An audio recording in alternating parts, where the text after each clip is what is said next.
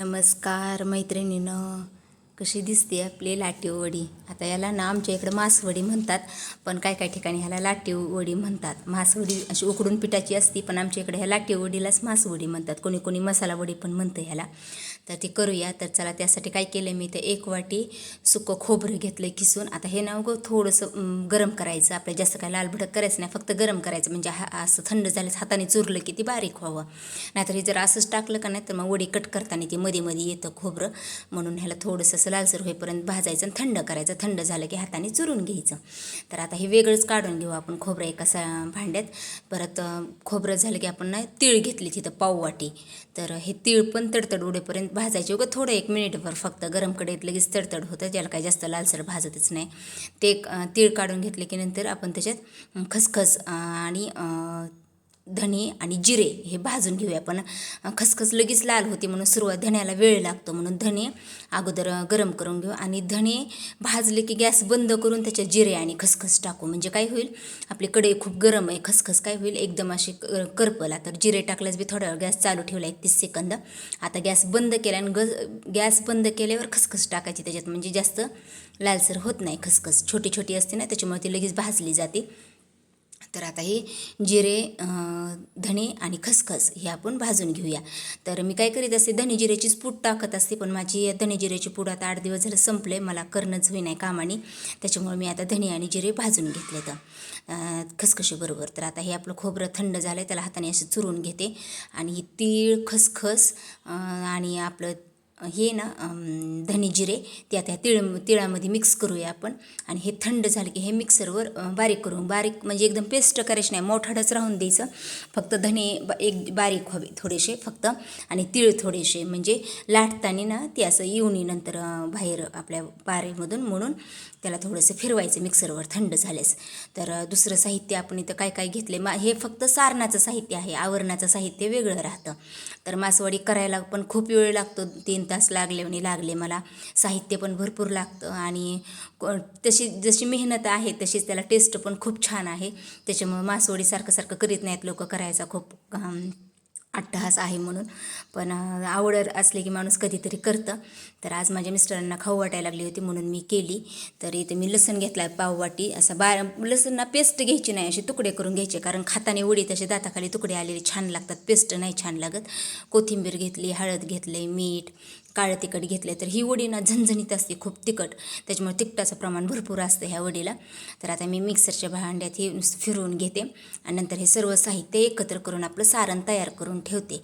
आणि सुरुवातीला सारण करून घ्यायचं आणि नंतर पीठ मळायचं, कारण बेसन पीठ आहे ना, मळून ठेवलं की ते असं पातळ होतं, म्हणून करायच्या टायमिंगला लगेच मळायची वडीचं पीठ आणि लगेच करायला घ्यायचं, त्याला काय असं भिजत ठेवण्याची आवश्यकता नसते. तर आता खोबरं आपलं आपण बारीक हाताने असं हे करून घेतलं, त्यात मीठ टाकले, हळद टाकली, हळद थोडीशी घ्यायची पाववाटी, आणि काळं तिखट. तरी मी ना तिखटाचं प्रमाण थोडंसं कमीच घेतलं आहे, कारण माझ्या मुलाला खायची म्हणून, वरून परत तिखट लावणारच आहोत आपण म्हणून असं सारणात कमी तिखट टाकले थोडं, तुम्ही आणखीन टाकू शकता. एक लसण घेतला आहे पाववाटी बारीक कट करून. तर आता हे लसण टाकला, कोथिंबीर टाकूया, आणि हे जे आपण धणे जिरे खसखस आणि तिळीचं आहे ना मिश्रण, ते पण टाकून घेऊया. आणि ते टाकलं की परत एक असं कोरडं होऊ नये, आपल्या पारेला चिटकून राहावं म्हणून उगं फक्त पोहे खायची चमच्याने चमच्यावर तेल टाकायचं त्याच्यात, म्हणजे ते असं एकसंध व्हावं म्हणून. तर आता त्याच्यात आपण कोथिंबीर आणि तेल टाकून मिक्स करूया आणि हे झाकून ठेवूया. आपलं सारण तयार झाले. आता आपण आवरण करायला घेऊया. तर ही वडी कुणी कुणी तळून पण करतं. तर तळलेली वडी का नाही 5-6 दिवस टिकते, ती प्रवासात ती न्यायला चांगली आहे, अशी कुरकुरीत होती तळली की. पण आमच्यात ना अशी तळून आवडत नाही, अशी कमी तेलात थोडे परतलेलीच आवडती, कारण ती मऊ वडी आवडती. सासरे वयस्कर आहे, त्यांना खाण्यासाठी पण द्यायची होती म्हणून ती तशी केली. आणि मला पण स्वतःला तळलेली आवडत नाही तेलकट, म्हणून मी ना अशी कमी तेलातच त्याला परतत असते. आणि कमी तेलात परतलेली मऊ राहती, आणि तेलात तळली की मग ती कडक होती. कुरकुरीत हवी असेल, 5-6 दिवस हवी असेल तर मग तुम्ही तळून घेऊ शकता. पण तुम्हाला 1-2 दिवसात संपवायची असेल आणि मऊ आवडत असेल तर तुम्ही तशी करून घ्या, तर उकडून फक्त त्याला कमी तेलात परतून. तर आता आपलं सारण तयार आहे. आता आवरणासाठी आपण इथं ना हे वाटी, पाण्याची वाटी दिसतं का, ह्या वाटीने 1 वाटी कणिक घेतली आणि 4 वाटी बेसनपीठ घेतले. आता जवळजवळ हे अर्धा किलो बेसनपीठ आहे. आणि ही कणिक घेतली. तर एवढ्या अर्धा किलो बेसन पिठाची आणि 1 वाटी कणकीत आपली 1 किलो मासवडी तयार होती. तर असं विक्रीसाठी पण आता मी फूड बिझनेस चालू केला आहे, मग त्यासाठी मी सर्व साहित्य असं हे करून ठेवलेलं असते. जर तुम्हाला कोणाला ऑर्डर द्यायची असेल मासवडीची, ह्या लाटीवडीची, तर देऊ शकता. तर कोणा मला संपर्क करून. तर आता आपण त्यात हळद, तिखट, मीठ टाकलं आहे आपण. आणि ह्याच्यात ओवा पण टाकायचा असतो, पण माझा ओवा पण संपला आहे, ते आणणं झालं नाही, मला विसरले मी आणायचा. अचानक करायची ठरली वडी, त्यामुळे मी आहेत म्हणलं जाऊ दे आता साहित्याने जे नाही ते नसू जा. फक्त ओवाच नव्हता. तर घरी खाण्यासाठी केली ही काय ऑर्डरची नव्हती. मग जर ऑर्डरसाठी करायची असेल तर आणली असती लगेच मी जाऊन. तर ह्यात तेल गरम करून टाकलं, 1-2 चमचे पोहेकायच्या चमच्याने 2 चमचे तेल, कडकडीत तेलाचं मोहन टाकून घेतलं आपल्या ह्या वडीला, पिठाला. तर खूप टेस्टी होती वडी. तुम्ही पण नक्की करा. आणि जर तुम्हाला तळून अशा ऑर्डरसाठी हवी असेल तर सांगा तशी, मग जशी तुम्हाला हवी तशी तळून म्हणा किंवा कमी तेलात परतून तशी पण दिली जाईल करून.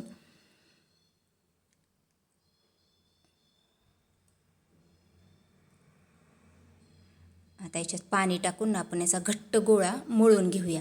तर आता कसं असतं, प्रत्येक वेळेस कणिक आपण ते टाकलेली असते ना, त्याच्यामुळं पाण्याचं प्रमाण थोडंफार कमी जास्त होऊ शकतं. कधी 1 वाटी लागू शकतं, कधी 1.25 वाटी लागू शकतं. असं काही प्रत्येक वेळेस तेवढंच पाणी लागेल तेवढ्या वाटीला असं काही नसतं. आपल्या त्यात कणिक वापरलेले, काही गहू पाणी जास्त शोषून घेतं, कमी शोषून घेतं. तर कणिक कशामुळे टाकायची आपल्या ह्या मासवडीच्या ह्याच्यात, कारण बेसन पीठ लाटताना त्याला चिरण्यावरण्या जातात, म्हणून कणिक टाकायचे. कणिक टाकल्यामुळं ते असं त्याला चिरण्या जास्त जात नाहीत. नुसत्या बेसन पिठाची केली की तुकडे पडतात, म्हणून कणिक टाकायचे. आणि कोणी काय करतं, निम्म्याला निम्मं पिठं घेतात, निम्मं बेसन पीठ निम्मं आपलं गव्हाचं पीठ, पण त्यांनी चव लागत नाही आपल्या मासवडीला. आणि ती तशी वडी ना खूप कडक होती. वयस्कर व्यक्तीला तर खाता पण येत नाही तशी निम्मी कणिक निम्मी ती आपली बाकरवडीसारखं ती एकदम कुरकुरीत कडक होती तशी. असं प्रमाण घेतलं की मऊ वडी होती. तर आवडीनुसार तुम्ही तुमच्या करू शकता. जर तुम्हाला घरी करायची असेल तर थोड्या प्रमाणात तुम्ही 1 वाटी बेसन पीठ घेऊन त्यात चमच्याभर कणिक टाकून तशी पण करू शकता एका रोटीची. तर आता हे एवढ्या ह्याच्यामध्ये आपल्या 7 रोट्या होत्या त्या, आणि आपल्याला जवळजवळ 49 ते 50 वडी तयार होती. 49 वडी. आता माझं प्रत्येक वेळेसचं प्रमाण सांगते, आणि आता ऑर्डरसाठी पण मला लक्षात यावं म्हणून माझं ते प्रमाण कोणतंही मी मोजूनच घेतलेलं असतं, त्याच्यामुळं कधी बिघडत पण नाही आणि मला करायला पण सोपं जातं ती. तर एवढ्या पिठात माझ्या 49 वड्या तयार होतील. तर आता मी पाणी उकळायला ठेवले आपले वडी उकडण्यासाठी. तर पाणी उकळतं आहे आपलं, तोपर्यंत आपण दुसरी तयारी करून घेऊ. इथं मी त्या पिठाचे असे गोळे करून घेतले, तर म्हणजे आपल्याला लाटायला सोपं जावं. उलटण्याला पण तेल लावून घ्यायचं, कारण वडी कट करताना उलटण्याला चिटकू नये म्हणून. परत ज्या चाळणीत आपल्याला वडी उकडायची त्या चाळणीला पण तेल लावून घ्यायचं, त्याला वडी चिटकू नये म्हणून. तर एका टायमिंगला काही सगळ्या वड्या बसत नाहीत. 2-2 रोट्याच्या वड्या करायच्या आणि उकडू घ्यायच्या. त्या उकडत्यात तोपर्यंत आपण दुसऱ्या 2 रोट्या आपल्या लाटून त्यात सारण भरून वड्या कट करून होत्या त्या. म्हणजे आपल्याला वेळ पण आपला वाचतो आणि गॅसची पण आपल्या बचत होती. तर चाळणीत आपल्या जास्त वड्या बसत नाही त्या, म्हणून तसं केलं. आणि सारण पण सगळ्या रोट्याला सारखं सारण कशाला कमी जास्त होऊ नये म्हणून त्याचे पण असे भाग करून घेतले. परफेक्ट प्रमाण होतं एवढ्या सारणाचं ह्याचं, म्हणजे आपलं सारण पण शिल्लक राहत नाही किंवा कमी पडत नाही. आता प्रत्येक वेळेस करते म्हणून. आणि 2 बेलणी कशामुळे घेतलेत, एका बेलण्याने आपण रोटी लाटायची आणि एका बेलण्याने सारण त्याच्यावर असं लाटायचं, कारण आपण बाकरवडीला चिंचगुळाची चटणी लावतो आणि त्याच्यावर सारण टाकतो, त्याच्यामुळे ती चिटकून बसते. पण मासवडीला चिंचगुळाची चटणी लावीत नसते, तर त्याला नुसतं कोरडं सारण टाकते. तर मग ते असं त्याला चिटकून बसावं म्हणून बेलण्याने असं लाटायचं त्याला, त्या परत सारणाला.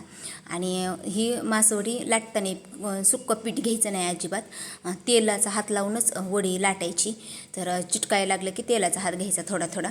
तर थोडंसं असं कणकीसारखं काय ते खूप पारी आपली अशी होत नाही, थोड्याशा चिरण्या कडायला जातातच, कारण आपण कणकीचं प्रमाण कमी वापरलेलं असतं म्हणून. तर आता आपण लाटून घेतली आणि जास्त जाड ठेवायची नाही. जाड ठेवली की ती अशी वडी गच्च होती, कुरकुरीत अशी छान होत नाही. मग होईल एवढं पातळ लाटायचं. आता आपली चपाती लाटल्याने झाली. आता आपण त्याच्यात सारण टाकूया. आणि सारण टाकलं की जे दुसरं बेल नाही का त्याने ती सारण असं पसरायचं सगळीकडं. आणि जर त्याच बेलण्याने पसरलं का नाही तर मग परत आपल्या पारी लाटताना त्याला चिटकतं, ते खसखसते, मग ते वरून दिसतं परत पिठाला, म्हणून 2 बेलणे कधी पण ठेवायची.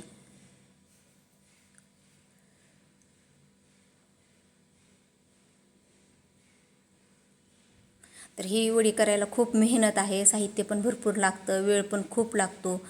त्याच्यामुळे का नाही या वडीचा रेट पण बाकरवडीपेक्षा जास्त राहतो, कारण बाकरवडीला मैद्याची असते, त्याच्यामुळे त्याला काय, आणि ती डायरेक्ट तळली जाते, उकडण्याची ती त्याला काही आवश्यकता नसते. तसं ह्या वडीला आधी उकडून घेऊन नंतर तळली जाते, त्याच्यामुळे ह्याला मेहनत जास्त आहे बाकरवडीपेक्षा मासवडीला. बाकरवडी उलट सोपी.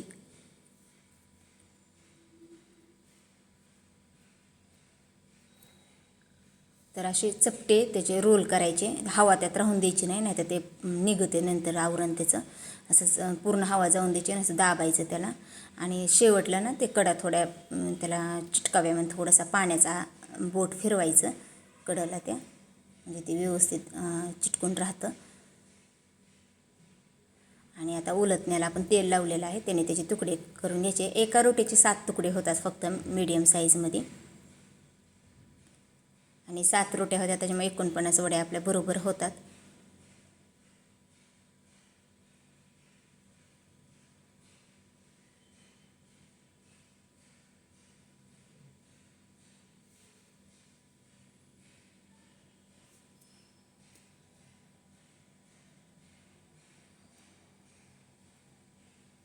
आणि त्याच्या कडनं थोड्याशा दाबायच्या बोटाच्या साह्याने, म्हणजे सारण बाहेरून उकडताना म्हणून असं दाबून घ्यायचं.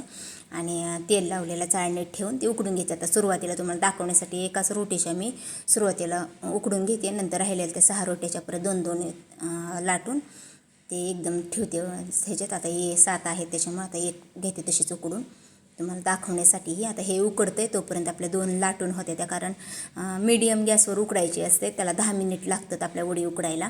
त्या 10 मिनिटात आपल्या 2 रोट्या लाटून त्या सारण भरून वड्या कट करून होत्या त्या, म्हणजे वेळेची पण बचत होते. आता मीडियम करते गॅस आणि झाकण टाकून त्याला 10 मिनटं उकडून घेते. उकळली कशी ते पण परत तुम्हाला सांगते, म्हणजे तुम्हाला कळावं म्हणून. असं वेळेवर बी कधी कधी काय होतं, आपलं भांडं उकडायला ठेवलेलं जाड पातळ असतं बुडतेचं, किंवा गॅसची फ्लेम कुणाची स्लो चालते, कुणाची फास्ट चालते, अशी त्याच्यावर पण राहतं. तर कशी उकळली ती कशी ओळखायची, आपण वडीला बोट लावली की आपल्या बोट चिटकत नाही, एकदम कोरडं कोरडं होतं की आपली वडी उकळली असं समजायचं.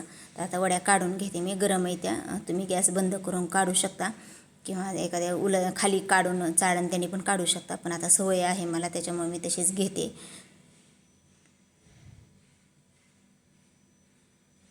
तर आता अशाच प्रकारे दुसऱ्या पण वड्या आता त्याच्यात ठेवून घेते आणि त्या पण उकडून घेते. आता सर्व काही तुम्हाला दाखवित नाही.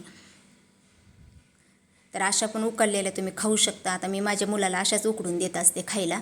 आणि तुम्हाला जर तळायचे असतील तर आता हे उकडलेल्या तुम्ही अशाच तेलात तळून पण घेऊ शकता 4-5 दिवस राहण्यासाठी. पण मी मुलासाठी फक्त तशा काढल्या त्या, आणि तळलेल्या जास्त तेलकट आवडत पण नाहीत, आणि त्या कुरकुरीत होतात, मग ते खाता पण यायच्या नाही त्या सासऱ्यांना. म्हणून आम्ही काय करतो, असं कमी तेलातच त्याला असं परतितो. तर ह्या मुलाला काढून घेतल्यात मी साईडला, आणि आता ह्या मोठ्या वाटीत आहेत त्या कमी तेलात त्याला असं फ्राय केलं आणि करायचं. तर थोडं थोडं तेल टाकायचं, थोडं थोडं मीठ टाकायचं, आणि थोडं थोडं काळं तिखट टाकायचं, आणि त्यात त्या वड्या आपल्या परतून घ्यायच्या. आता वरून टाकायला कोथिंबीर संपली होती माझी, थोडी होती तेवढी सारणात टाकली होती मी. तर चपाती आणि दूध खीर आणि त्याच्याबरोबर तोंडी लावायला ही वडी आमच्यात असं आवडतं खायला सर्वांनाच. मग त्याच्यामुळे मी तिकडं दुसऱ्या पातेल्यात खीर शिजायला ठेवली. तोपर्यंत थोडंसं मीठ टाकलं, थोडंसं तिखट टाकलं, आणि तेलात असं त्याला परतून घेते. लगेच करपतं, त्याच्यामुळे गॅस लगेच बंद करायचा, नाही तर स्लो करायचा, नाही तर तिखट टाकल्यामुळे ते करपतं, काळपट होतं. आणि लगेच वडी अशी त्याच्यात डिप असं बुडवायची, आणि असं दोन्ही साईडला त्याला लावून घ्यायचा मसाला, आणि साईडला काढायची, लगेच दुसरी ठेवायची. आणि फक्त असं 1 मिनिटभर केलं तरी चालतं, जास्त वेळ करावा असं काही नाही. आणि तुम्हाला जर भरपूर तेल कढईत टाकून तळून घ्यायची असेल तर तसे पण तळून घेऊ शकता तुम्ही. पण ही अशी छान लागते. पण ही वडी ना जास्त दिवस टिकत नाही, 2 दिवस फक्त टिकते. आणि जास्त प्रवासात नेण्यासाठी तुम्ही ती तळून, किंवा कुणाला देण्यासाठी ती करायची असेल तर तुम्ही तळून घेऊ शकता. आणि तुम्हाला जर ऑर्डरसाठी अशी आवडली तर तुम्ही असे पण करून मागवू शकता, किंवा तळून हवी असेल तर तुम्हाला मी तळून पण देऊ शकते.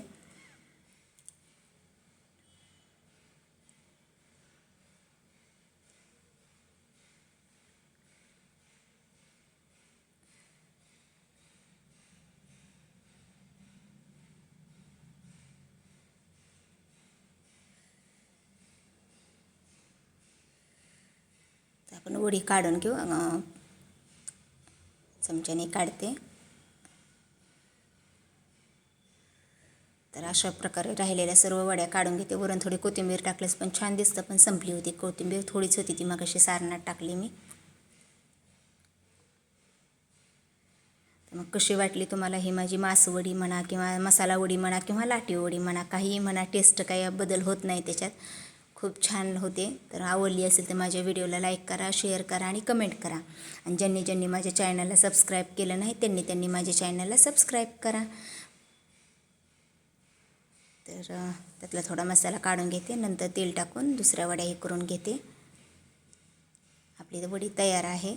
मग कशी वाटली वडी ती नक्की सांगा. व्हिडिओ आवडला असेल तर व्हिडिओला लाईक करा, शेअर करा आणि कमेंट करा. एक वडी अशी तोडून पण दाखवते तुम्हाला. आपण ही तळलेली नाही त्याच्यामुळे ही मऊच राहते, आणि जर तळून हवी केली असते तर मग एकदम कुरकुरीत झाली असती.